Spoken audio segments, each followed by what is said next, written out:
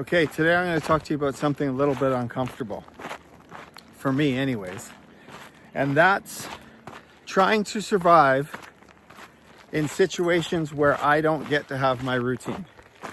Now, I like to pretend and tell people that I'm spontaneous and that that feeling of chaos feels good for me, but it doesn't.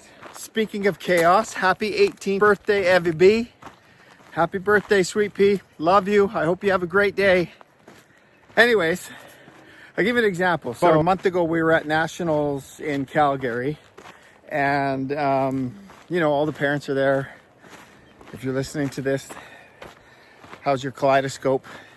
You'll know what I'm talking about. Anyways, all the parents were there, and we all kind of do our hotel rooms. We all sort of have our routines, so to speak.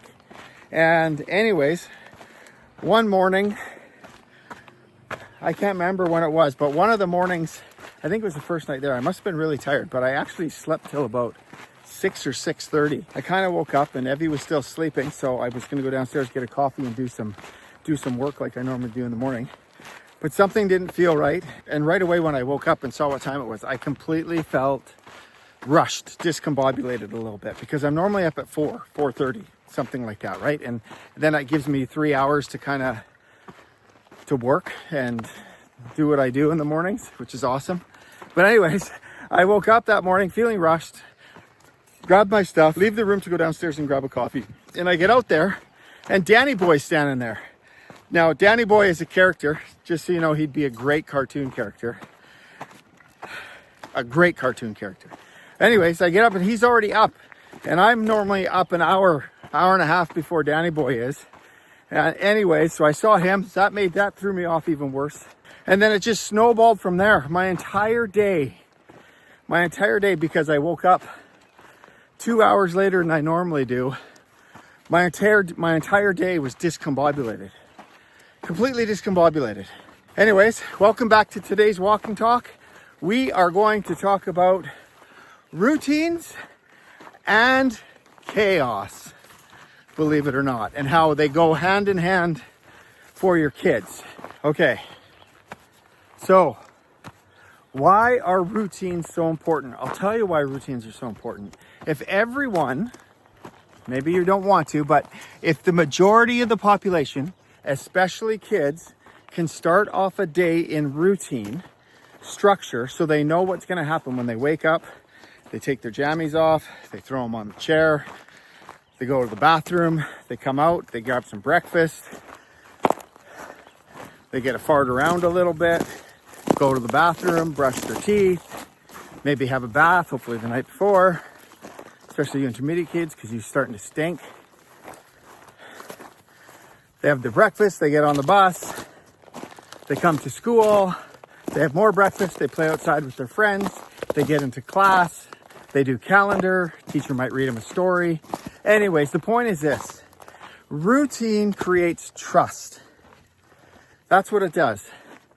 And so if you have routine, your kids can trust what their day is going to go like. And when a kid or an adult can trust their day, they can trust that every day, same thing's going to happen. They're starting their day off with a balanced nervous system. Okay, that's the key. Routine allows for your nervous system to stay balanced and you stay emotionally regulated. That's why going to bed at a reasonable hour, parents, is so important.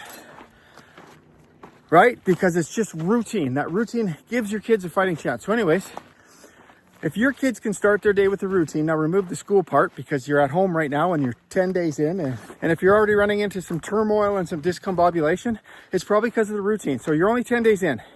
Well, 11 days. Because it's July 11th. It's my daughter's birthday. But anyways, get your routine set. If your kids are off the wall right now a little bit, set their routine. So basically, routines establish a nervous system that's balanced. So your kids are emotionally regulated. And when your kids are emotionally regulated, that's where, coming back with the co-regulation word, and if you bought my book recently, you're going to hear it even more.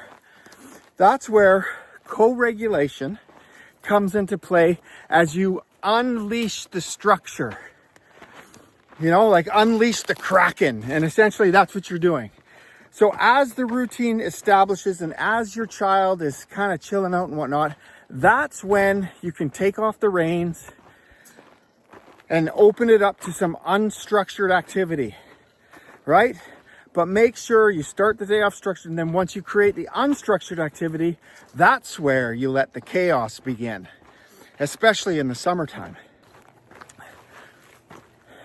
And the chaos part is this. The chaos part is creativity, is critical thinking. Think back to the walk and talk on boredom and what that creates. So this is why right now you guys need to dive into making sure your routine is set, and then you can unleash the hounds. I'm going to use my school as an example of how routine works, okay? So basically what happens, your kids come to school, they put their stuff away, they sit down for breakfast, they go outside and play, they come inside and they do work, then they go back out for recess, then they come back in and do work, then they come back in for recess, then they go back out, then they go back out for recess, then they come back in and do work, and then they go back out and do lunch, and then they come and do work, and then they go home. So you see in a school day, it's filled with routine structure, free play, creativity. Routine structure, free play, creativity. Routine structure, free play, creativity. And so that is the key. If you can plan that for your summer, somehow having your kids, making sure that they have the structure and the freedom, they're going to have a great summer developmentally. And so will you. You'll have a great summer because your kids are going to be able to entertain themselves, you know? And the house will feel a lot better. It won't feel as chaotic, less fighting, all that stuff. But you have to remember, as a parent, what you need to do is you have to co-regulate kids through this. You've got to co-regulate kids. So at a school, for example, when a kid comes to school, they put their stuff away, they have their breakfast, they go outside, they come back to class, you got to remember, for them, every step away, there's an adult there reminding them of what to do, right? Or providing the structure for them. So you have to co-regulate that. You have to do that. You can't just assume they're going to do it, right? So when they get up in the morning, you should be in there reminding them to make the bed, right? When they finish making the bed and they start to wander and they start chasing that shiny object, that's when you remind them, get in the bathroom, brush your teeth, or get up to the table, eat your breakfast, right? That's called co-regulation. So the more you have routine and structure in your mornings to start your day, the more you can have controlled chaos or free chaos for your kids. And the main thing, one of the biggest points to all of this too, is what it does for your emotional state, right? Because if you are home with your kids all day, I mean, you might have them in daycares or day camps and whatnot during the summer and you're still working, which most of you probably are. But what you're going to find is that you have to survive these guys. And I don't say that lightly. You have to survive your kids because they will make us mental. They will take us down, right? So if you can establish routine, establish the chaos, make sure you co-regulate, you're going to have a good summer. It's going to be fun. And your kids are developmentally going to grow. And you know what? Maybe it'll help you with some routine and it'll change your life in some aspects too, right? Anyways, on that note, see you in a few Saturdays. Peace out.